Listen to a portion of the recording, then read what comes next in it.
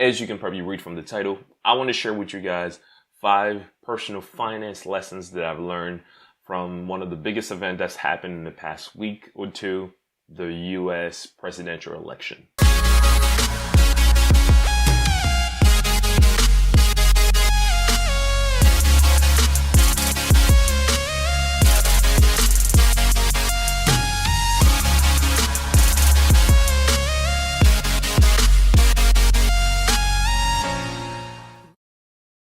So unless you've been living under a rock, you probably have heard of the election, that is the presidential election, I would say, that's been going on between the Democratic candidate, Joe Biden, and the Republican candidate, Donald Trump, who is also the current president. I'm not going to be discussing who do I think is a better fit, who's a better candidate in my political views. That has nothing to do with this channel. What I do talk about on this channel, if it's your first time, we discuss things on faith and entrepreneurship, and also personal finance. So if it's your first time, please consider subscribing. Watching the way the US presidential election unfolded taught me a couple lessons that I thought were very applicable to personal finance. Let's jump right into it. Lesson number 1, learn to be patient. Unlike any other US presidential elections before, this election asked many of those who participated, those who were viewing, whether you were a U.S. citizen or from other countries looking in, we all had to be very patient to make sure that all the results came in, and they took much, much longer than expected. To give you a little bit of a perspective, compared to previous presidential elections that have occurred in the U.S., especially in the modern days, I think ever since I've been alive and I'm 28 years old, the way U.S. elections have been done is that November 3rd, usually you would know who the president is. A lot of that was due to the media channel giving what they believe are projections. So based on the number of ballots coming in, they will be able to project, okay, this candidate is going to receive a lot more votes versus another candidate. And based on the demographic, the polls that were done before, the number of registrant voters who voted for a particular party, they would be able to kind of have a good idea of who's going to win based on the remaining ballots that are still to be counted. Well, that was very different this year. We had much larger crowds that came out. I think the biggest crowd in the U.S. history in terms of elections that came to vote. So, which meant there was a lot more ballots to count. And also this was a much, much, much closer race in many states, and especially what we refer to as swing states, which means that a state that would have once voted for a Republican candidate would maybe perhaps another election vote for a Democratic candidate or vice versa. So in a lot of these swing states, they had to wait to make sure to count all the particular ballots. So one of the things that I learned from that was understanding how to be patient. When it comes to personal finance, unfortunately, many of us want the quick fix. And it doesn't work like that. You always have to understand what is your long-term play.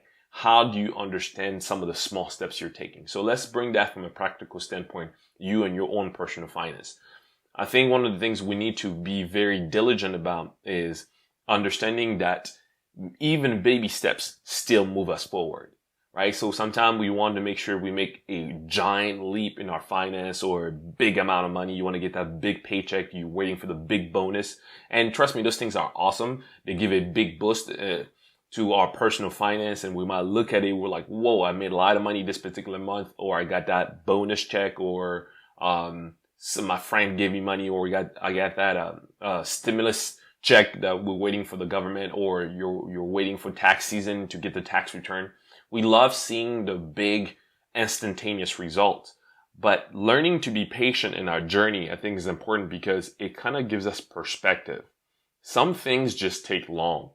Whether you are investing or you putting money away for retirement, it takes time. I think many of us have a misconstrued idea of what returns should be, right? Obviously, there are things that can give you a much faster return, and I'm not one that adheres to the principle of you got to wait 40 years to start living your best life because that's what retirement is supposed to be like. I'm not one of those guys. But on the other end, I think it's important for us to understand that we need to be diligent, that Some things might not come in the space of a month, right? Like you just started your business, you're an entrepreneur. You might not know everything about entrepreneurship in 3 weeks, right? It might take some time. You're not going to be an instantaneous millionaire in 2 days. It might take some time. There are some skills you might have to improve. You might have to change. You might have to make some connection. You might have to understand better your product. You might have to understand better your demographic, your ideal client. You might have to do more research. So learning how to be patient in your journey of personal finance is very important. I've made some decisions a long time ago to do some things that at the time seemed to make small incremental changes, but in the long scheme of things, now I see the impact that those changes have been tremendous. I'll give you an example. I think this is about 5 or 6 years ago. I made this change of taking a particular amount of money from my checking account, bringing it to my savings account every single week. It's a small amount. Trust me, I think it was at the time, I've increased it. It started at $10 every week. It would go. It would increase to $25. I think maybe after like a year or so. And then I increased it to like, $25 to $30 to almost $70 that would go like that every single week on automatic. It's not something that I would do personally. I would have to go there. If I forgot, if I felt emotional about it, the money would automatically go from the checking account to the savings account. Didn't seem like much, right? But that accumulates over time. And then I remember one year I looked at my savings account and I was surprised of how much money I had going in there, but it was automated and I was patient and I understood that this is going to take a little bit. You can do the same thing with the savings account. You can do the same thing with 401k. You can do the same thing for some kind of Roth IRA. Remember, I want to make sure I do a big disclaimer. This is not personal advice for you. This is just, I'm sharing with you guys some of the lessons that I've learned, right? I'm not your CPA.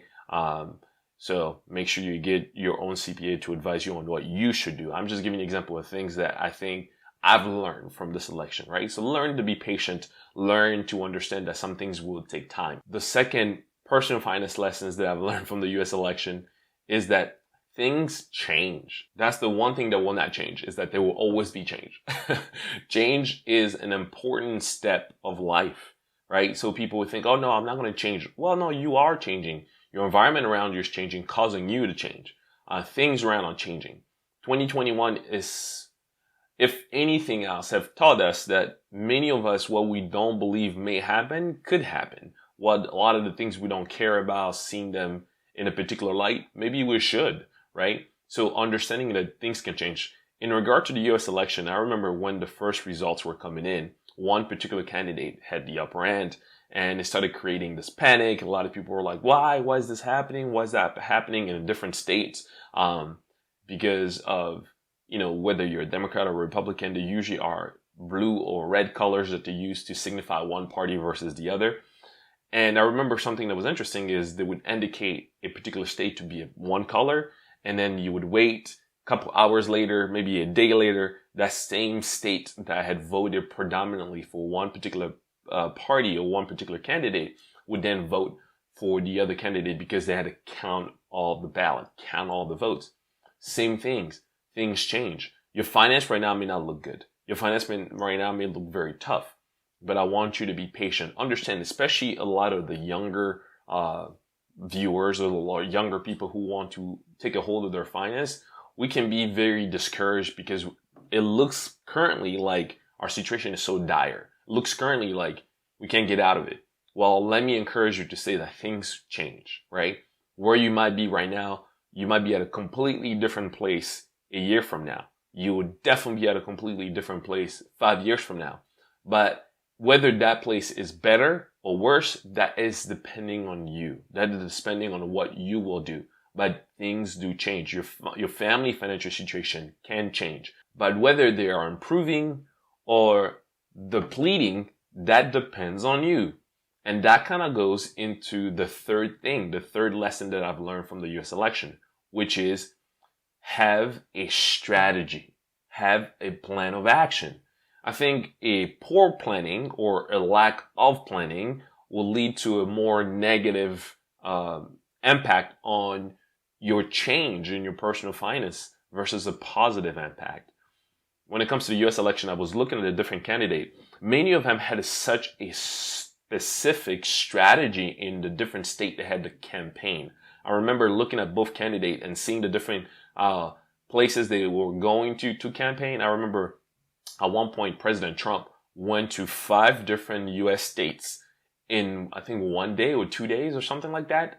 And that to me was impressive because obviously it's not just himself. He has a whole team. He has a whole campaign managers and people on the ground who understand the demographic, the people he had to talk to. But that was well studied. He understood that it was important for him to go to those places, have those rallies, talk to those people. He had his campaign people on the ground going and talking to people in the neighborhood, putting out the signs on the flyer. I mean, it was well done. I mean, from the email marketing to TV ads to YouTube ads. I mean, you probably saw one of those. That to me was the power of having a strategy. I was listening to the news and they said that there was over $12 billion that was spent on this election. $12 billion. Not for one candidate, but both candidates. That gives you an idea that there was a plan in place. There was a strategy that was well thought through. You're not going to just burn $12 billion for no reason. But one of the things that I loved is that their campaign strategy was executed, right? So they had a strategy. They had decided to follow that particular strategy, which I thought was really, really, really important. So think about that also with your personal finance. Where are you trying to be next year? What are your goals for next year? And beside putting your goals together, what is the strategy that you will follow to achieve the goal that you set? With your family, what are you guys trying to do? What are you trying to be in a year from now?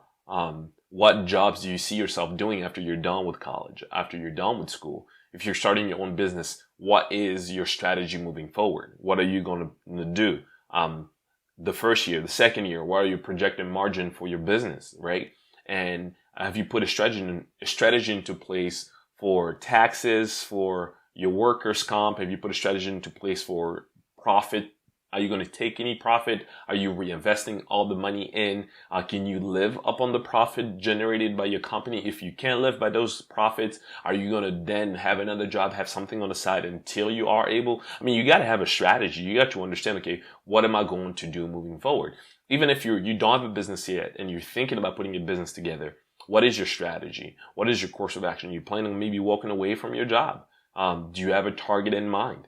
Or maybe because of the uncertainty, the time that we're living in, 2021 has taught all of us that it might be important for you right now, perhaps to diversify your streams of income, which comes to point number 4. This is the 4th lessons that I've learned from the US election. You got to have what I believe are multiple streams of income, right? 2021 has shown us that relying on just a job or relying on just one particular stream can be very hard. And I shared this with you guys that even though I've talked about multiple streams, I've heard people talk about multiple streams, it was, I hadn't taken the time to build them or to build them as strong as I thought, to be as consistent, so that when the main source of income kind of stopped, it kind of left me in a funk, right? And so that's what I believe, that having multiple streams and that strategy is really important. When it came to the US election, I remember I was listening to one commentator that was saying, well, this particular candidate, if he wins this state, if he has a lot of the votes in that particular state and this state, he will become president, reaching the 270 electoral votes to become the U.S. president. That's the way the U.S. has set up their election system. And the same commentator said, okay, well, let's say this particular state doesn't go through. Well, he can win this other state or this third state over here if he wins number 1, 2, 3, and 4, or if he wins 1 and 4, if he wins 2, 3, and 5, then he can become president. There was multiple ways that each candidate could have reached the 270 electoral vote number to become president. And I think that also is important. We need to make sure we diversify. And diversify might just mean that you can start your other source of income as a side hustle. It doesn't have to be something that takes all your time, but it can be something that you start small, something that you're doing as a hobby, something that you do on your free time, something that you do on your weekends, something that you're doing maybe like one spouse is working, the other one is building the side hustle, or maybe you're bringing all your collective brain together as part of a team or a partnership. It might mean doing some joint ventures with other people. So maybe you're bringing the capital. If you have a little bit of capital to begin with, and the other parties are doing more of the labor and the work. You could be investing in other things. Again, remember, I'm not your CPA. I'm not your personal advisor, even though I'm sharing with you 5 personal financial lessons that I've learned, right? Don't take this as your own specific personal advice to you. Remember, this is only a YouTube video, right? So don't get caught up on that. Learn the lessons, see how you can, what are the things you can glean from that, right? I'm not telling you what you should do. Do that on your own. One of the biggest pitfalls that people have is if you only have put all your hope in one thing, once that thing crumbles or doesn't work as well you thought, whether it's a job, it's a business, whether it's an investment, it can destroy your whole confidence, which is not good because you still need a level of confidence to go into something else. You need a level of confidence to try something different, right? So understand that already as you're starting. And that's something that I'm trying to do right now, understanding that, okay, having different views, different avenues is important because it helps me also become more confident and not be discouraged when something maybe doesn't go quite as I thought. It's very, very important. Another thing that can help you by having multiple streams of income is also having multiple skills that you can leverage to have multiple streams of income, right? It's one thing for me to tell you, hey, you have multiple streams of income, right? Do a side hustle. Yeah, but it's easier to do something when you kind of know what you're doing, or you have a little skill that you can leverage to generate that other side income, right? So one of the things that I've been thinking about doing a lot more is maybe doing a little bit more of web design. I've taken the time. I've done some in the past. Right now, I'm refining that skill to understand how to do visually appealing websites, layout, design that are functional for potential clients. One of the things that I'm also doing is refining some of the skills that I have when it comes to productions, whether it's videography, photography, whether it's post-production, so that I can create really world-class content for a lot of people. Obviously, you guys already maybe know me only as a YouTuber who talks about personal finance. Well, on the side, I shoot, whether it might be from weddings to corporate things to real estate to a lot of different other events to help present visually appealing content, content marketing stuff. So to me, that is very important, right? One of the things that I'm learning to become, adding to my arsenal of skills is storytelling, becoming a better storyteller that can help brands with commercials and things like that. So see, the more skills that you're adding, right, the more it helps you become a better prospect for your own personal finance, adding other streams of income. Number 5, it's the last one, but definitely not the least. I think number 5 to me personally is the most important. You can have all those different things that I've talked about. If you don't have number 5, it really kind of doesn't matter. And the election kind of showed us that for sure. What is number 5? Number 5 is simply this: do the work. You must be willing to do the work. What I mean by do the work. When it came to the election, one of the things that was highly contested between the two parties and the two candidates for the U.S. presidency was that every single ballot had to be counted. Every single vote had to matter in every state, especially the swing state, especially the states that were super tight races. They had to count every single ballot. I think I've always known that they were counting ballots, but seeing the process and seeing how tedious it was, I didn't expect that to be in this U.S. election. In some states, they had to hire upwards of 100,000 people to come and help out. 100,000 people to come and help out and do the work. The center, the counting centers for the ballots, that would receive it, open it, check it, do everything they had to do to make sure that your vote was counted. And that was a lot of tedious work. And this is the part where many fail. Many don't do this part. Many of us are not willing to be as detail-oriented when it comes to our personal finance. We kind of want to skim through things. We want to kind of just have a general idea. We're willing to make projections, or we're even willing to have New Year's resolutions without the New Year work ethic. I think the work ethic is what makes the difference between even someone who has a strategy, someone who decides to have multiple streams. You can create multiple streams, but if you're not diligent in doing the work to sustain those streams, to grow those streams, they can stop, right? Like, it's not because you create a stream that is going to stay like that forever. this whole idea of passive income. I think sometimes people mistake passive income with no work involved. No, there's some type of work that is still involved, even if with something that may be relatively passive. If you really want to make some substantial amount of income, you still got to do the work. I believe that there's enough space for most of us to win. I think the majority of people are not going to do the work. Very few people are searching personal financial lessons. I want to be better at personal finance. Think about that. Very few people are even searching these type of videos, right? So of the few people who are searching these videos, I think we can all win.